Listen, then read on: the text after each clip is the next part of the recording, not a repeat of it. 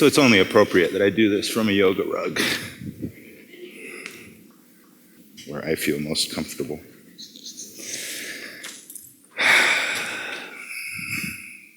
Hi. So I'm going to tell you guys a little bit about my yoga experience, and even more specifically, what took me into a yoga practice. So it was a Saturday morning in Atlanta, Georgia, about 8 years ago or so.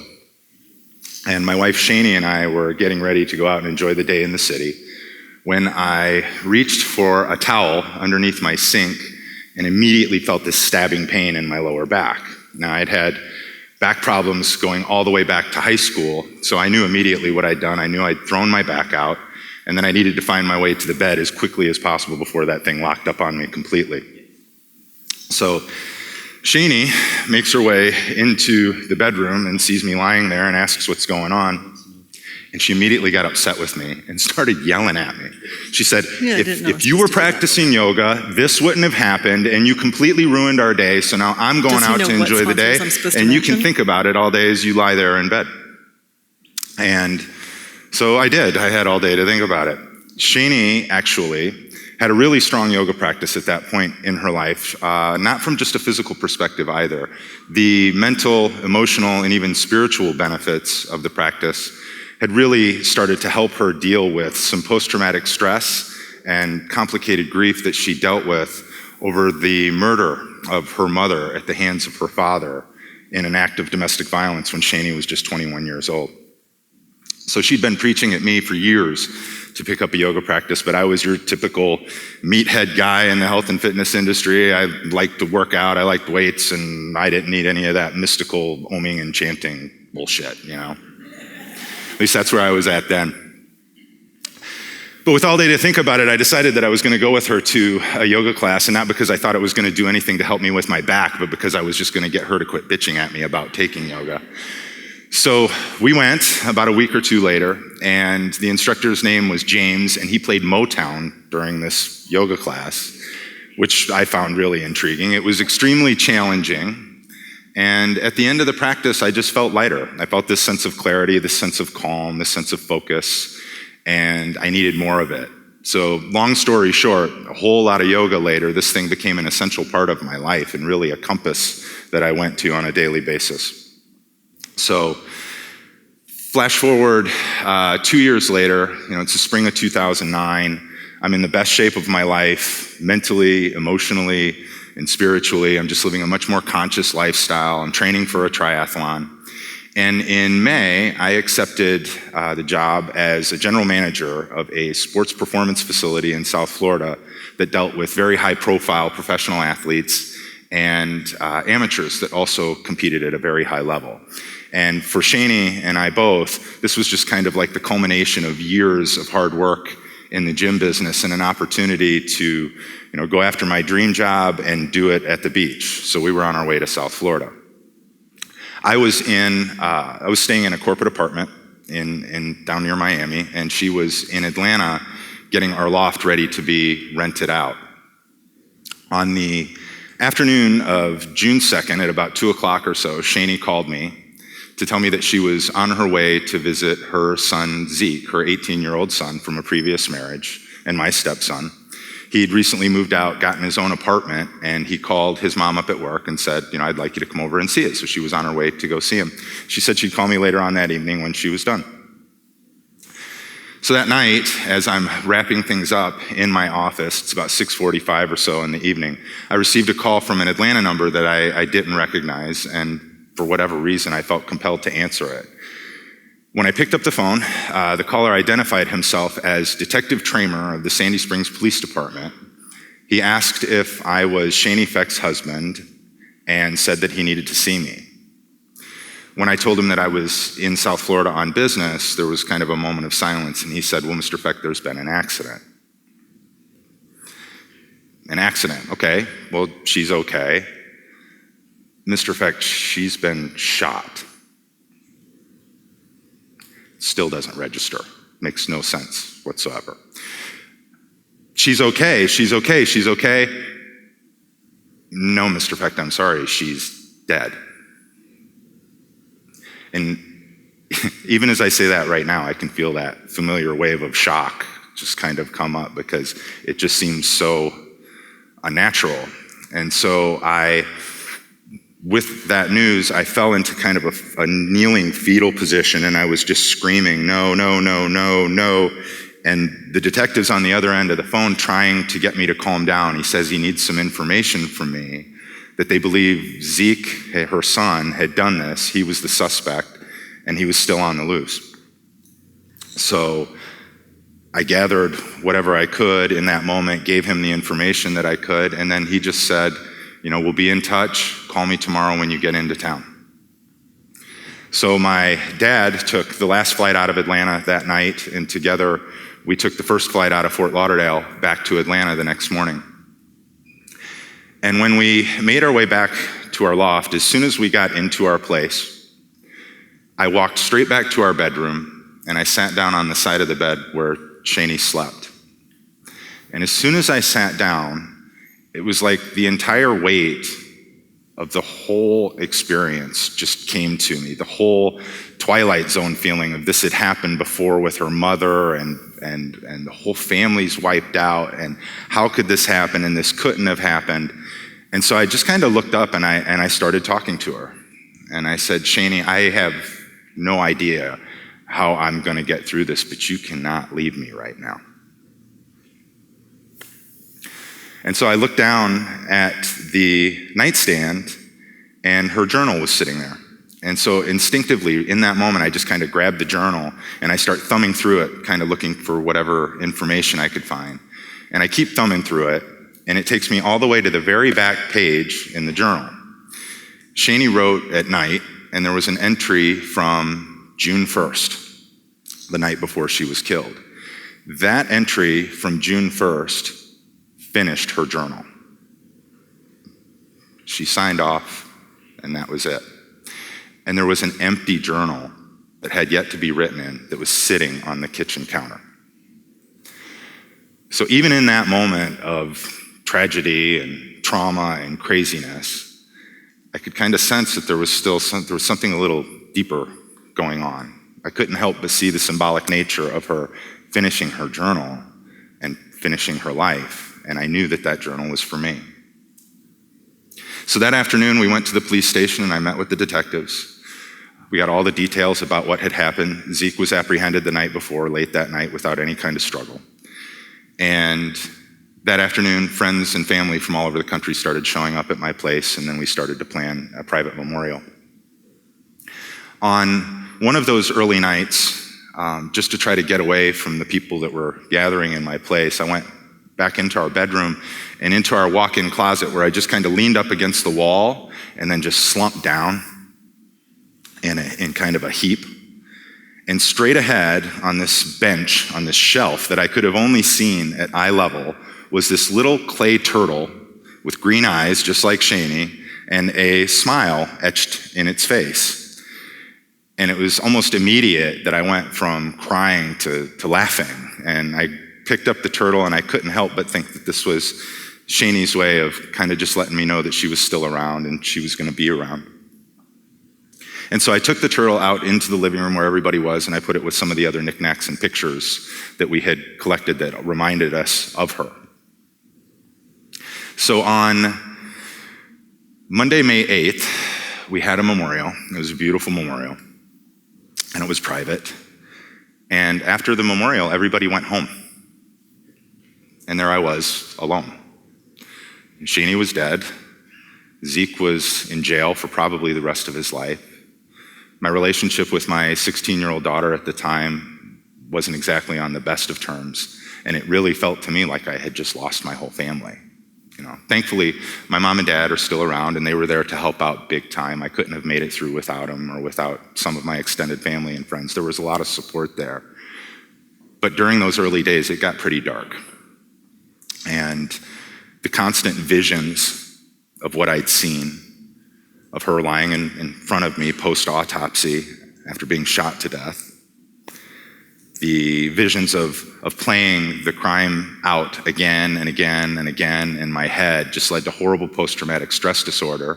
I couldn't sleep for days, if not weeks and months following that. And like I said, it just became really, really dark.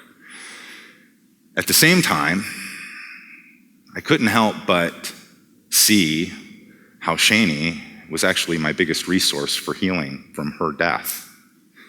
She gave me the yoga practice. Matter of fact, she beat me over the head until I started practicing yoga. She gave me meditation. She left me the journal. And she left me a library full of books of a spiritual nature, most of which were actually even earmarked. It was like I could go to a book, open it up, and I could see what she was reading to get through the loss of her mother, and that helped carry me through. And then at the same time, I couldn't help but notice things that were kind of going on around me. You might call them God shots or signs from God or signs from the universe or whatever you want to call it, but my life went off the rails in a cosmic sense. It was bananas. It was as if the universe was just speaking to me, and I was wide open to listen. So just a few days later, on June 11th, and what would have been Shani's 41st birthday, I woke up and the weight of the day hit me as if it could have been any heavier, but realizing that it's her birthday and she's not there. I went through my routine that I'd established to get myself going in the day, and that was to put my feet on the floor, to get up and go make a cup of coffee. Once I made the cup of coffee, I was taking a walk around the block. And as I started to walk up the street behind our building, and this is in Atlanta, this is in Cabbagetown in Atlanta, which is basically, if you think of concrete jungle, it's summer, it's the smell of asphalt in the air. I noticed something in the middle of the street, and it looked like a turtle shell. So sure enough, upon further investigation, there's a live turtle in the middle of the road right behind my building in practically downtown Atlanta. It has absolutely no business being there whatsoever. So I pick up the turtle, and there he is, by the way. This was our turtle. What you can't see is my friend Tommy and me on the other side looking at it like this. Is that you, Shani? And no, so Shani was an animal rights person. And so I immediately went there. It's like, you got to rescue the turtle, right? So I get the turtle up out of the middle of the road. I brought him inside, and we had a look at him. And then my dad and Tommy and I decided that what we needed to do was to release the turtle in the Chattahoochee River, where Shani and I used to hike when we had first moved to Atlanta. And we did. And there's me letting go of the turtle that day. So that afternoon, as I was on my way home, my friend Therese sent me an email that had an excerpt from the book Animal Speak by Ted Andrews. For those of you familiar with that, or not familiar with that book, it's a book on animal totems, or basically what it means spiritually when animals start to show up in your life. And reading that email, it spoke to me on the deepest of levels.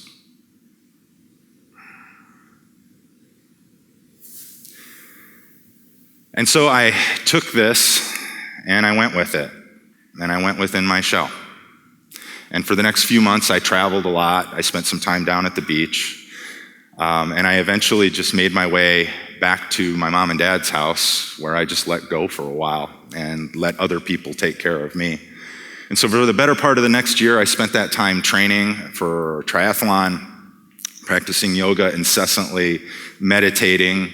And to be completely honest, the signs were crazy. I mean, I could tell you stories for days. Almost every day, something was going on that seemed absolutely electric. I had TVs popping on and off in the middle of the night like it was poltergeist. We had lights pop in the middle of the room out of nowhere. I mean, it was crazy. My mom still gets bothered by it. She would say, "Shani, stop it. I can't take it anymore. You're driving me nuts." But lo and behold, all of those signs eventually led me back to Atlanta, Georgia, of all places. I never expected to be back in Atlanta. That would have been the last place I would have thought I would have landed with all of the triggers and everything else, but it did. And not long after moving back to Atlanta, I met someone. She was the same age as me. She'd never been married. She had no kids, and she moved to Atlanta to find Mr. Right from South Florida, of all places. We were an item relatively quickly. Barbara was one of the kindest and most compassionate people I'd ever met in my entire life. And as I was driving to her apartment, on New Year's Eve, 2010, December 31st, 2010, going into 2011, I pulled up behind a car that had a license tag that really spoke to me. And so I took a picture, and I put it on Facebook, and I said, "I hear you loud and clear, 2011." And sure enough, as we moved into the following year, I started teaching yoga full-time. I found a calling and a passion for helping other people dealing with emotional issues and using the practice to get through. And I also carved a niche out in working with athletes and helping them implement the benefits of yoga into what they do on the competitive playing fields.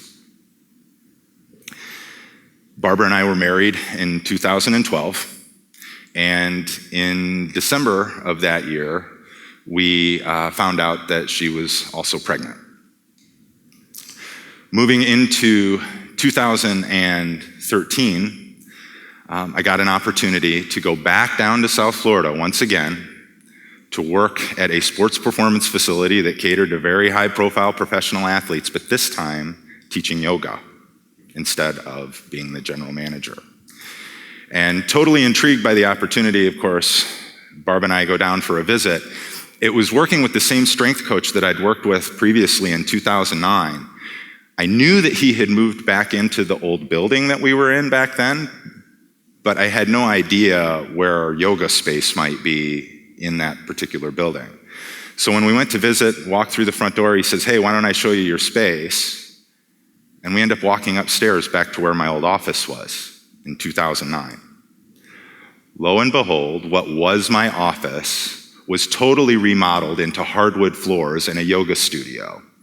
So when Barb and I moved down to Miami, I was teaching yoga to athletes in the exact same space I was standing in 2009 when I got the call from the detective that Shaney had been killed.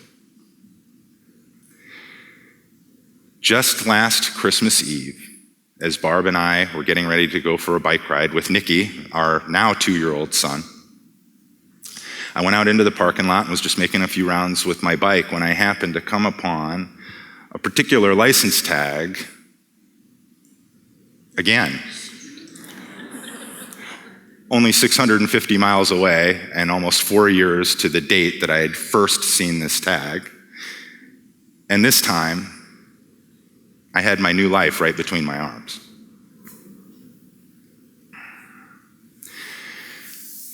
As life and luck would have it, this spring, a friendship grew into a business partnership, and all of the signs led me back to St. Petersburg, Florida, of all places, where we opened a yoga studio downtown this summer. And as I sit here in front of you, with all of you today, right here, right now, in looking back on everything, you know, I've got Barb now, I've got Nikki, my relationship with my now 22-year-old daughter is wonderful, I've got a great business partner, amazing people in my life. When I look back on all of it, I think life is really about 3 things. It's about showing up, it's about doing the work, and it's about letting go of the results. You gotta put your feet on the floor, you gotta do the best with what's right in front of you, and then be open to all of the opportunities that life has in store for you. You know, in my experience, I think life is a whole lot less about lacing up the bootstraps and just plowing through life, and a whole lot more of taking what life throws at you and learning to ride the waves. And you know, I really, to be completely honest, I have absolutely no idea what's next, but I'm sure the next sign is right around the corner. Thanks.